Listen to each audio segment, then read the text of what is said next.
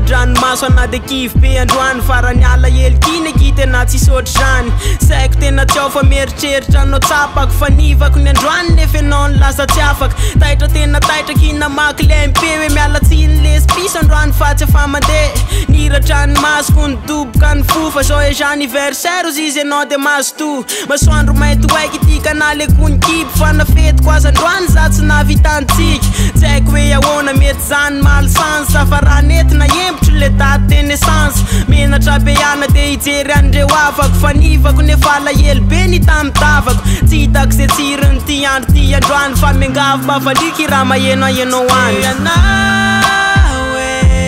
alahelo na meno ny fomba haizanao te ahitanao ny masaka ando efa fetiko androany efa lasa tombany efa fetiko androany efa lasa tombany tsy te anao e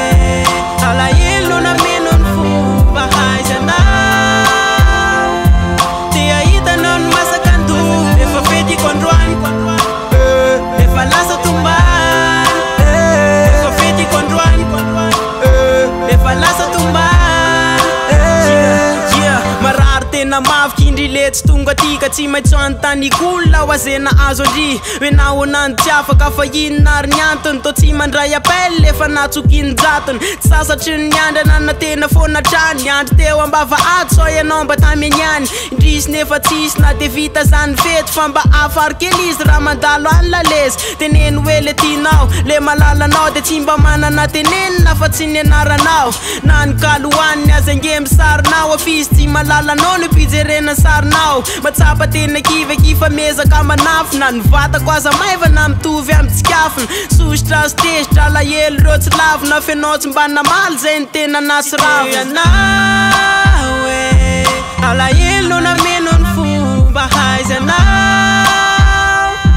te ahitanao ny masaka ando efa fetiko androany efa lasa tombany efa fetiko androany efa lasa tombany tsy te anao e alahelo na meno ny fomba haizanao te ahitanao ny masaka ando efa fetiko androany efa lasa tombany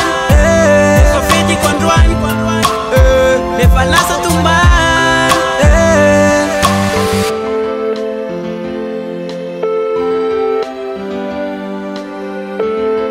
Votre correspondant ne répond pas. Veuillez rappeler ultérieurement. Tsy te anao e